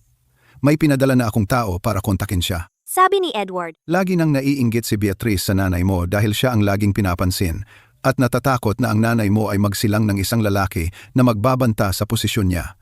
Kaya ginawa niya iyon para wakasan siya. pumikit ako. Tahimik na umagos ang luha sa mukha ko. Inay, kaya si Beatrice pala ang pumatay sa'yo. Pumasok si Arthur, nakita akong ganito, at agad na lumapit at niyakap ako. Huwag kang umiyak. Tutulungan kita. May ipinadala na akong mga tao para imbestigahan ito ng mabuti. Pananagutin natin si Beatrice at ipaglalaban natin ang katarungan para sa nanay mo. Sumandal ako sa kanya. Hindi mapigilang tumulo ang mga luha. Napakabuti na nandito siya. Pagkaraan ng 3 araw, si Julian bigla akong pinuntahan. May hawak siyang sobre sa kanyang kamay. Ibinigay niya ito sa akin nang may komplikadong ekspresyon. Ito ang katotohanan tungkol sa pagkawasak ng barko ng iyong ina. Kinuha ko ang sobre at binuksan ito. Nasa loob ang patotoo ng isang manggagawa at ang mga resibo na nagpapatunay na sinuhulan ni Beatrice ang manggagawa. Hindi maikakaila na ebidensya. Matibay na patunay, kaya hindi lang sinuhulan ni Beatrice ang manggagawa para sirain ang katawan ng barko, kundi sinuhulan din niya ang bangkero upang maghintay hanggang sa marating ng barko ang gitna ng ilog para sadyang magbutas sa katawan ng barko at gawin itong mukhang aksidente. Tiningnan ko ang ebidensya. Labis akong nasaktan. Nanginginig ang buong katawan ko. Ang mga taon ng hinala ay sa wakas na kumpirma. Ang kawalang katarungan sa aking ina ay sa wakas mabibigyang katarungan. Salamat, sabi ko, habang nakatingala kay Julian. Paos ang boses ko. Mapait ang ngiti ni Julian. Huwag mo akong pasalamatan. Utang ko ito sa iyo. Kung sana ay natuklasan ko ng mas maaga ang sabwatan ni Beatrice, baka ang iyong ina ay hindi sana pumanaw. Hindi mo kasalanan. Umiling ako. Clara, tiningnan ako ni Julian. May pag-asa sa kanyang mga mata. Marami na akong naitulong sa iyo. Kaya mo bang? Julian, putol ko sa kanya. Nagpapasalamat ako na sinabi mo sa akin ang totoo. Pero quits na tayo. Nagdilim ang mga mata ni Julian. Tumango siya. Mababa ang boses niya. Naiintindihan ko. Pinili kong gawin ito sa dambana ng mga Vance, na ilantad sa publiko ang mga krimen ni Beatrice. Sa araw na iyon, lahat ng miyembro ng angkan ng Vance ay naroroon. Si Beatrice ay kinaladkad papunta sa gitna ng dambana. Habang lumalaban pa. Clara, pinagbintangan mo ako. Hindi ko yun. Naglakad ako patungo sa gitna habang hawak ang ebidensya at sinabi ng malakas, "Mga kaanak, pakisuri ninyo ito." Si Beatrice ay hindi lang nang api ng mga mangangalakal, nagnakaw ng pondo, kundi pati ring sinuhulan ang mga artesano at mamamangka para patayin ang aking ina. Ipinakita ko ang ebidensya sa lahat. Dinala rin ang artesano at itinuro siya. Si Richard ay nakahiga sa stretcher. Dinala ng mga tao. Tiningnan niya ang ebidensya at nakinig sa testimonya ng artesano. Nanginginig sa galit. Bigla siyang nag-ubo ng dugo at bumagsak sa kinatatayuan. Nang makita ito, ang mga kaanak ay nagalit ng matindi. Napakasama ni Beatrice. Patayin siya upang ipaghiganti si Mrs. Vance. Sigaw nila, at sa wakas, ang mga kaanak ay nagpasya na palayasin si Beatrice sa angkan ng Vance at isuko siya sa mga autoridad. Habang inaalis si Beatrice, pasigaw pa rin siyang nagmumura, ngunit walang pumansin sa kanya. Naglakad ako papunta sa alaala ng aking ina at dahan-dahang lumuhod habang umaagos ang luha sa aking mukha. Inay, sa wakas ay nakapaghiganti na ang iyong anak. Naway ang iyong espiritu sa langit ay magpahinga ng payapa. Dalangin ko. Habang nakatayo si Arthur sa likod ko, marahang hinahaplos ang aking likod. Tahimik na inaaliw ako. Tiningnan ko ang alaala ng aking ina, ngunit walang saya sa aking puso, tanging pagod na walang katapusan. Sa wakas, tapos na ang laban na ito. Matapos bumagsak si Richard Vance, ako na ang humawak sa negosyo ng asin ng mga Vance. Binago ko ang sistema. Inalis ko ang labis-labis na buwis na itinakda ni Beatrice. Mabuti ang trato ko sa mga negosyante at binawasan ko rin ang mga presyo. Hindi nagtagal, nakabawi ang negosyo ng asin at yumabong pa ng husto. Isinanib ko rin ang butik ng seda ng mga Vance sa negosyo ng asin sa kabisera. Nagbukas ng mga ruta ng kalakalan sa pagitan ng Hilaga at Timog. Tuloy-tuloy lang ang paglaki ng negosyo. Nakita ni Edward ang lumalaki kong impluwensya at kusang lumapit sa akin. Ibinigay niya ang lahat ng kanyang bahagi sa negosyo ng asin sa akin. Clara, sa iyo na ang Vances ngayon. Ikaw ang pinaka may kakayahan sa mga Vance. Ikaw lang ang makapagpapaunlad sa mga Vance. Kinuha ko ang mga sertipiko ng bahagi na may bahagyang ngiti. Edward, huwag kang mag-alala. Ang Vances ang pundasyon natin. Hindi ko hahayaang gumuho ito. Napabuntong hininga si Edward sa kaginhawahan at umalis ng may ngiti. Noong araw na iyon, pumunta rin si Julian sa dambana ng pamilya. Pinagmasdan niya akong nakatayo sa gitna. Masiglang nakikipag-usap tungkol sa negosyo sa mga mangangalakal. Puno ng kalungkutan ang kanyang mga mata. Hindi siya lumapit, tiningnan lang ako mula sa malayo, saka tumalikod at umalis. Nang maglaon, nabalitaan kong bumalik si Julian sa Thorn Manor at nanatiling walang asawa. Pagkalipas ng 3 taon, pinalawak ko ang negosyo ng asin hanggang sa mga baybaying lugar at naging leader ng ang samahan ng mga mangangalakal sa Rivertown. Sa Rivertown, ako rin ay nagbukas ng bahay ampunan. Upang ampunin ang mga anak ng kiridang walang tirahan, tinuturuan sila ng paghahabi at pagbuburda upang sila ay makapagtaguyod ng kanilang sarili nang hindi umaasa sa iba. Sa araw na nagbukas ang bahay ampunan, sa gitna ng nakakabinging tambol at gong, ang mga mamamayan ay dumating upang bumati. Nakatayo si Arthur sa tabi ko, hawak ang aking kamay, na may malumanay ng ngiti. Binabati kita, Clara. Lumingon ako upang tingnan siya. Nahagip ng sikat ng araw ang kanyang mukha, na nagpatingkad sa kanyang malumanay na mga tampok. Sa nakalipas na 3 taon, siya ay nasa tabi ko, sumusuporta at humihikayat sa akin, bilang aking pinakamatibay na haligi. Tiningnan ko ang umuunlad na negosyo sa harapan ko, ang bahay ampunan, ang mga nakangiting mukha ng mga anak ng kirida, at pagkatapos ay ang lalaking nasa tabi ko, si Arthur. Puno ng damdamin ang puso ko. Hindi na ako ang anak ng kirida ng mga Vance na nasa awa ng lahat. Sa aking sariling mga kamay, nakuha ko ang isang maliwanag na hinaharap, at ang aking sariling kaligayahan. Yumuko si Arthur at dahan-dahang hinalikan ako sa aking noo. Clara, magpakasal na tayo. Tiningnan ko ang kanyang mga mata at ngumiti. Ang nauna pa sa engranding kasal ay ang maharlikang utos ng kanyang kamahalan. Nang araw na dumating ang utos sa Sterling Manor, lahat ng nasa Moonlit Pavilion ay tumutulong sa akin na pumili ng damit pangkasal. Hinawakan ni Arthur ang maharlikang utos ng kanyang kamahalan. Kunot ang kanyang noo, mabigat ang kanyang mukha. Ang pag-aalsa sa hilaga, inatasan siya ng kanyang kamahalan na mamuno sa hukbo. Kailangan niyang umalis sa loob ng 3 araw. Tahimik akong pumasok sa silid loob, binuksan ang ilalim na kahon ng aparador, at kinuha ang malambot na brokadeng may pilak na sinulid. Ito ang tela na ipinabili ko sa mga kanlurang kaharian. Hindi ito tumatagos sa mga espada at sibat. Perpekto para gawing baluting kadena. Kumurap-kurap ang ilaw ng kandila, at umupo ako sa tabi ng bintana. Tinatahi ito ng paisa-isa. Tinusok ang aking mga dulo ng daliri, at lumitaw ang mga patak ng dugo ng ilang beses. Sinipsip ko na lang ang dugo at nagpatuloy sa pagtatrabaho ng nakayuko. Tumayo si Arthur sa likuran ko, tahimik na nanonood. Pagkaraan ng mahabang sandali, nagsalita siya. Clara, hindi mo kailangang magtrabaho ng ganito kahirap. Lumingon ako sa kanya, bahagyang mamula ang aking mga mata. Mapanganib ang larangan ng digmaan. Ang baluting kadena na ito ay nagpoprotekta sa dibdib. Saka lamang ako mapapanatag. Humakbang siya palapit at niyakap ako mula sa likuran. Nagpahinga ang kanyang baba sa tuktok ng aking ulo. Mababa at paos ang kanyang boses. Hintayin mo akong makabalik. Hihintayin kita. Napasandal ako sa kanyang yakap. Binasa ng luha ang kanyang kwelyo. Dapat kang bumalik ng ligtas. Hihintayin kitang makabalik at ikasal tayo. Makalipas ang 3 araw, sa labas ng mga pintuan ng lungsod, nagwawagayway ang mga watawat. Tumayo ako sa gitna ng mga tao upang siya'y ihatid. Pinagmamasdan si Arthur na nakaunipormeng militar, nakasakay sa isang matangkad na kabayo, nakatindig ng tuwid, hinila niya ang renda, at tiningnan ako ng matagal. Sa kanyang mga mata ay may pag-aalinlangan, pag-aalala, at determinasyong manalo. Alagaan mo ang iyong sarili, sabi niya sa malinaw na boses. Masigla akong tumango. Pinanood ko hanggang sa ang kanyang anyo ay naglaho sa dulo ng daan.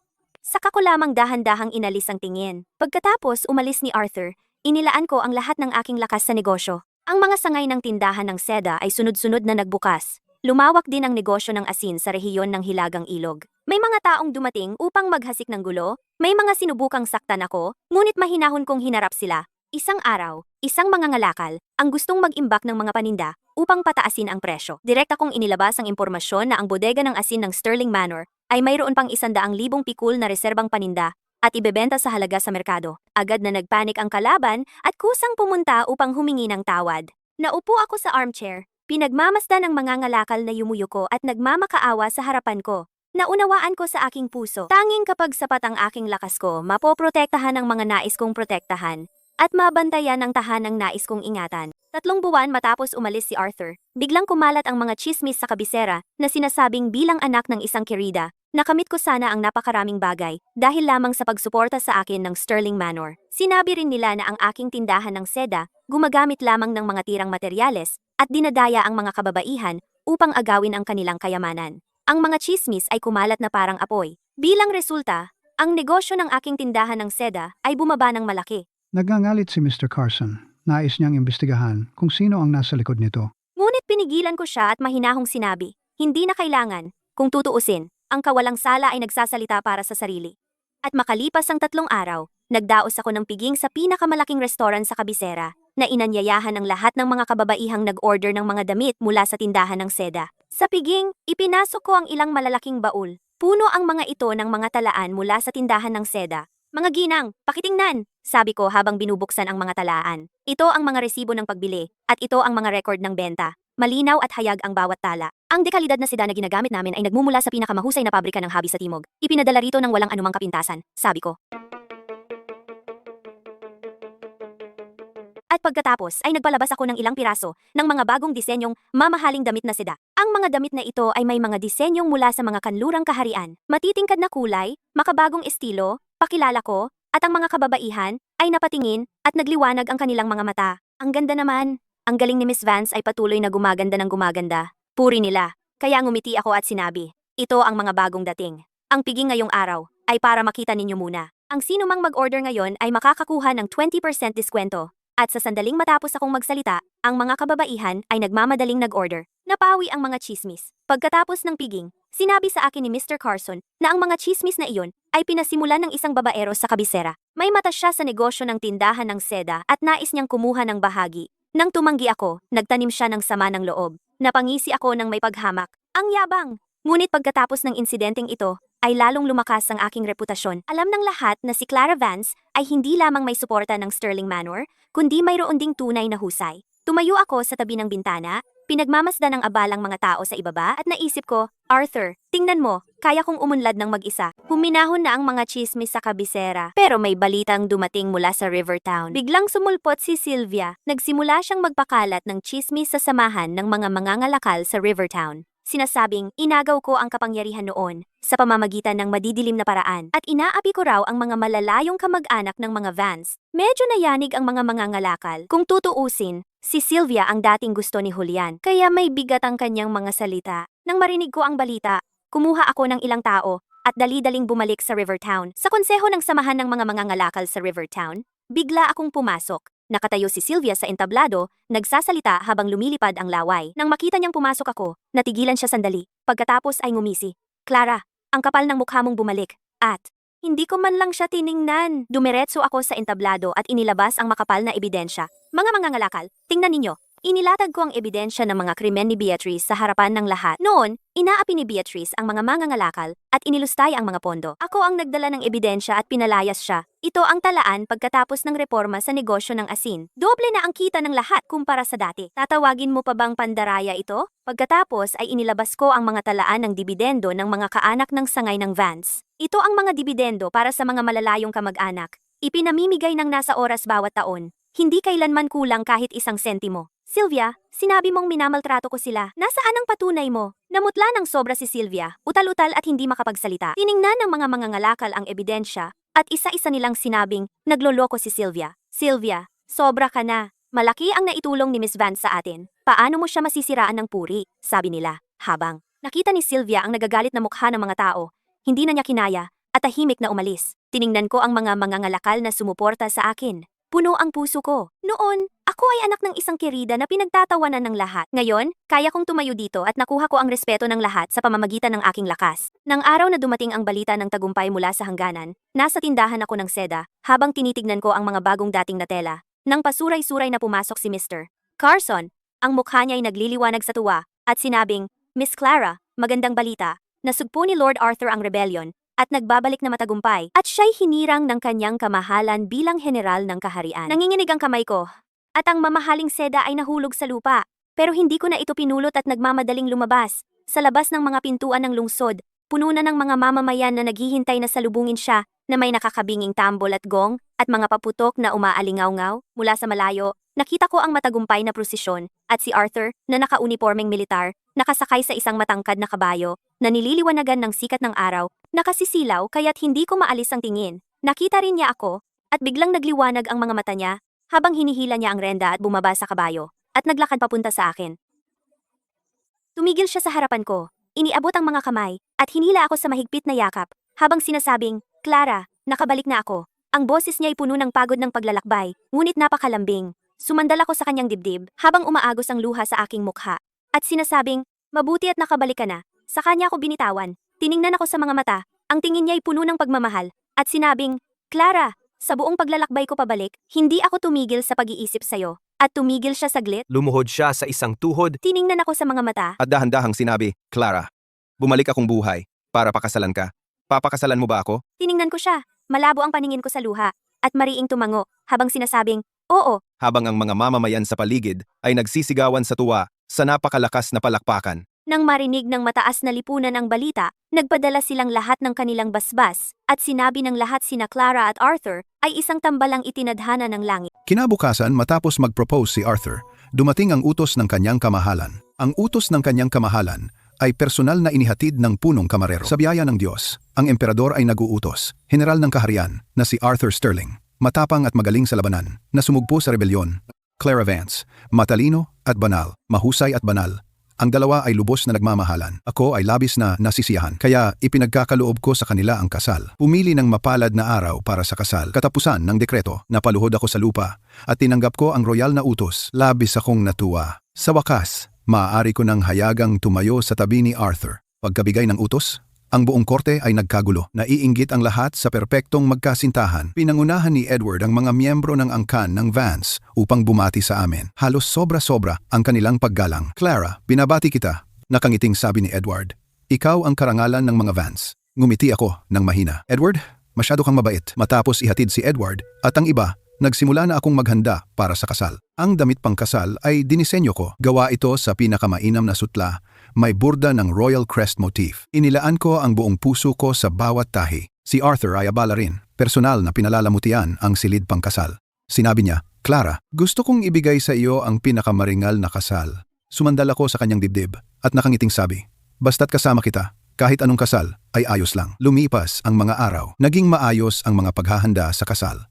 Ang mga clerk ng tindahan ng sutla ay abala sa paggawa ng damit pangkasal. Ang mga mangangalakal ng negosyong asin ay abala sa paghahanda ng mga regalo sa kasal. Ang buong kabisera ay puno ng maligayang kapaligiran. Tumayo ako sa tabi ng bintana, nakatingin sa sikat ng araw sa labas, ang puso ko'y puno ng pag-asa. 3 araw bago ang kasal, dinala ko si Arthur pabalik sa lumang Vance Estate. Ang unang bagay na gusto kong gawin ay ilipat ang plaka ni Mama papunta sa dambana ng pamilya upang mailibing kasama si Richard. Umikot ang usok ng insensong sandalwood sa dambana ng pamilya at hinawakan ko ang plaka ni Mama at naglakad ng hakbang-hakbang patungo sa pinakamarangal na lugar. Ang mga miyembro ng angkan ng Vance ay nakatingin lahat sa akin na may pinaghalong emosyon. Dahan-dahan kong inilapag ang plaka ni Mama at pagkatapos, humarap sa plaka. Lumuhod ako at yumuko ng 3 beses nang may lubos na paggalang. Mama, naiiyak kong sabi, dumating ang anak mo para makita ka. Ako sa wakas ay naging tao na gusto kong maging may sariling karera at may nagmamahal sa akin at malapit ko na siyang pakasalan. Kaya Mama, ang iyong espiritu sa langit ay tiyak na ipinagmamalaki ako, di ba? Tumayo si Arthur sa tabi ko at marahang hinawakan ang kamay ko. Nagbibigay sa akin ng lakas. Pagkatapos lumuhod at yumuko, pinalipat ko ang kabaong ni Mama upang mailibing kasama si Richard at nakatayo sa harap ng libingan ni Mama. Tiningnan ko ang pangalan ni Mama sa lapida. Habang muling tumulo ang mga luha, nararamdaman ang lahat ng sama ng loob sa mga nagdaang taon ay tuluyang naglahos sa sandaling ito. Nang umalis sa lumang estate, lumingon ako ng 1 beses sa eleganteng estate at matatayog na sinaunang puno. Napagtanto kong ang lugar na ito ay mayroong napakaraming alaala para sa akin, ng sakit at kahihiyan.